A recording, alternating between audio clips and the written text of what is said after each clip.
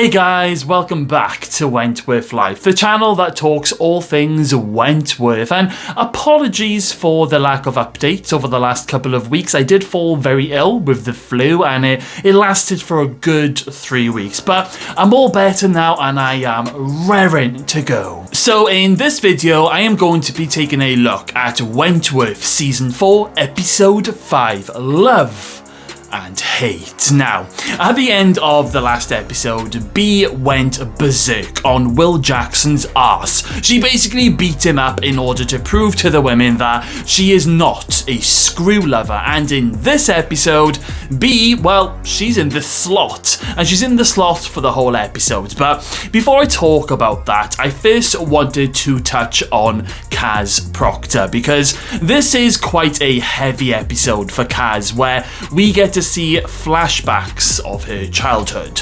It all begins when Kaz's mother comes into the prison to visit her. Now, bear in mind, Kaz hasn't seen her mother in 10 years, and let's just say their mother and daughter relationship is not great. Now, of course, the lady playing Kaz's mother is no other than the amazing Deborah Lawrence, who also appeared in Prisoner Cell Block H as Daphne Graham, and she also had a little short stint as an officer. I think her name was Sally Dean, but I think we all remember Deborah Lawrence as Pippa from Home and Away. So Kaz's mum comes in with some news. Basically, Kaz's father, he's dead. He died 3 days ago from emphysema and pneumonia, and Kaz's reaction is not the kind of reaction you would expect from a daughter who has just found out that her father has died. I mean, the moment where Kaz ends up shouting at her mother,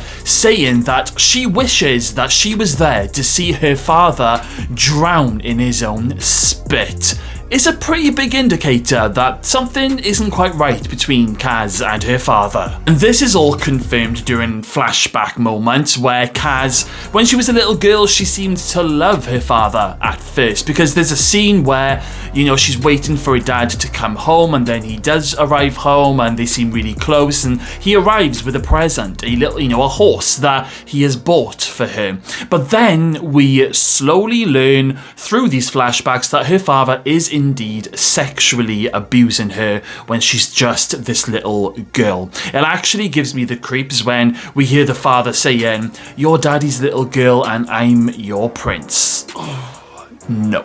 We also learned that Kaz did tell her mother about what, her father was doing to her, but her mum basically accused her of being a liar, and then her mother proceeded to tell the father that Kaz is a lying little bitch. Like, oh my goodness. She tells the dad not to worry, nobody will ever find out. Like, what? The dad then punishes Kaz when she's a little girl because she told her mother, and he does this by shooting the horse that he bought for her, and it's just awful. Now, it all does make sense as to why Kaz isn't close with her mum and dad. Kaz's parents are actually, I can't even say the word, but it just makes me sick. This also explains why Kaz hates men and why she feels the need to punish men who get away with hurting women. Now, of course, Joan Ferguson, she is there. She's watching everyone in the prison, watching the surroundings, seeing how everyone is reacting with B. Smith in the slot, and when Allie tells Joan to never really bring up Kaz's father around her, well, Joan ends up doing just that. She goes to do it just to see Kaz's reaction, and Kaz's reaction is to basically pin Joan up against the wall and she just flips her lid, honestly. And later on, there is this scene between Joan and Kaz where they talk about their fathers. Now, Joan tells Kaz that her father was a cruel, dark man, and then Kaz tells Joan that her father fucked her. So wrong. Now, with Bea in the slot, Dorene reminds Maxine that she is now top dog, she's in charge until Bea gets out. And but Maxine, she's told that if she starts cancer treatment, then she'll need to start it straight away, as in today. So Maxine, she battles with this decision, and she ends up deciding to stay and holds the fort for Bea. Now, this alone just proves how much loyalty Maxine has for Bea. And I think the fact that Maxine is willing to delay treatment that could basically cost her life is just next level loyalty. Now I personally think that Maxine, she shouldn't have delayed her treatment for holding the fort just for like a day or two.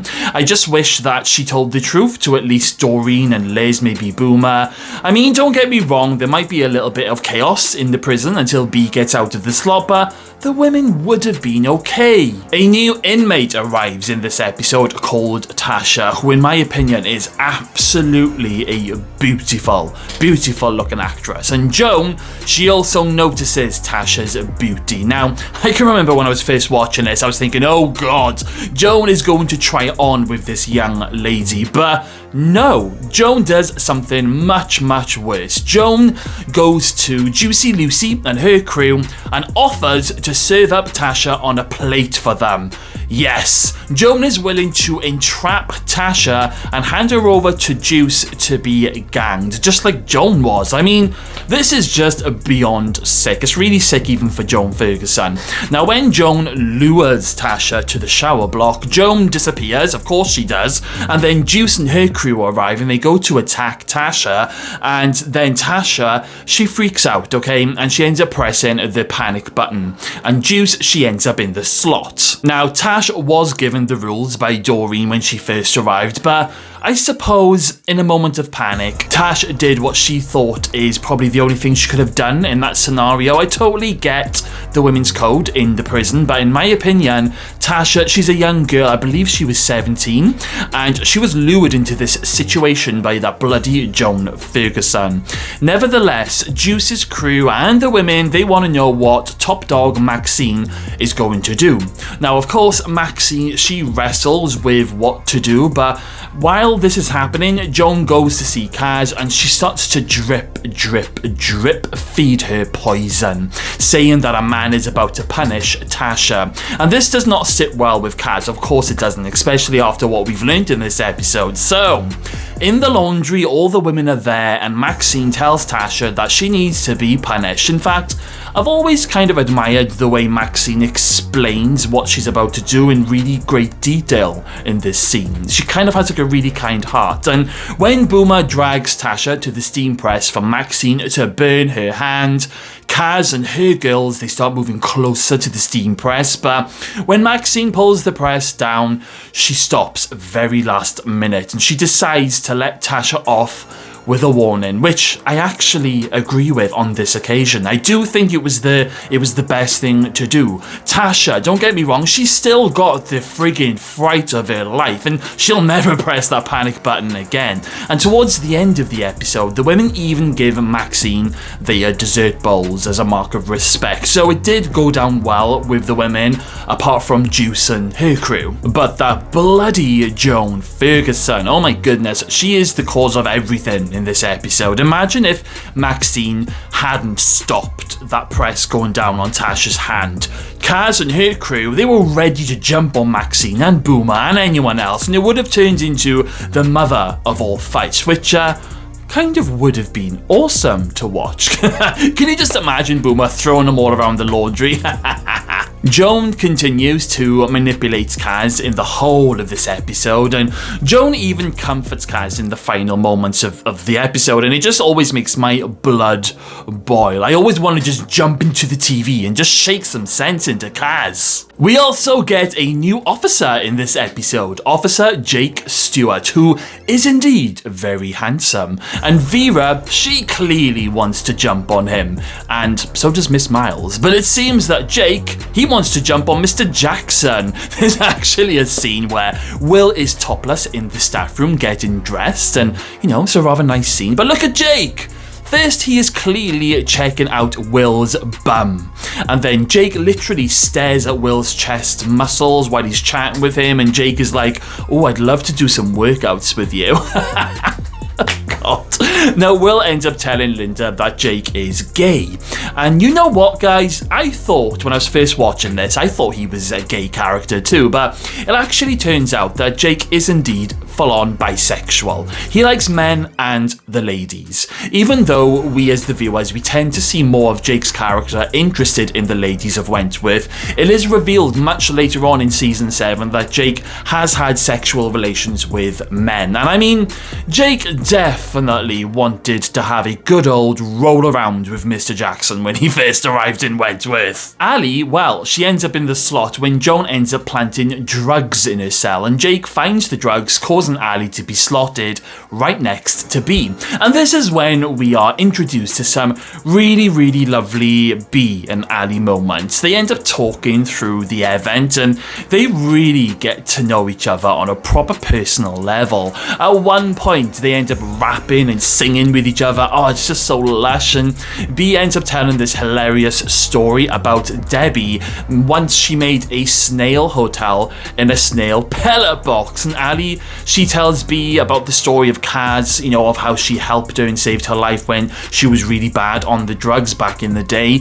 And it's just a really lovely opportunity for Bea and Allie to really open up with one another without any prying eyes or any flapping ears. And that moment where Bea and Allie, they smile each other looking through the door, oh, it melts me every single time. We finally get to see Nash again in this episode, who comes to visit Dorene with baby Joshua. Now Dorene, she's getting a little bit nervous because her conjugal visit is now approved, and she's nervous because, you know, Nash has never seen her naked. And when Dorene goes to see Bea in the slot, because, you know, Dorene's the peer worker and all that, Dorene, you know, tells Bea about this, you know, they've only once done it up against the wall.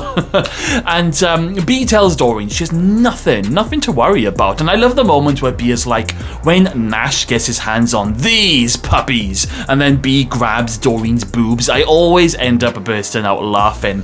I love it when we get to see the little fun sides to Bea. We never really got to see enough of these moments, in my opinion, so when they do happen, they are very special. So, a brilliant episode with a crazy amount of stories going on. New characters, Maxine as top dog, some brilliant Bea and Allie moments. What more can a Wentworth fan ask for? My favourite moment has to be all of the interaction scenes between Bea and Allie in the slot, and my least favourite moment has to be the scenes with Kaz's father. Actually, a close second place of my least favourite moment would have to be Joan being a horrible sly bitch in setting up Tasha as well. That is just not okay. But now it's time to hear some of your comments. This is your moment, guys, to let me know what you thought of this episode. What were your favourite bits and what were your least favourite bits? Let me know everything, guys, in the comments box below. Okay then, guys, well, thank you all for watching today's video. Make sure you smash that subscribe button, stay safe out there, and I will see you all again very soon.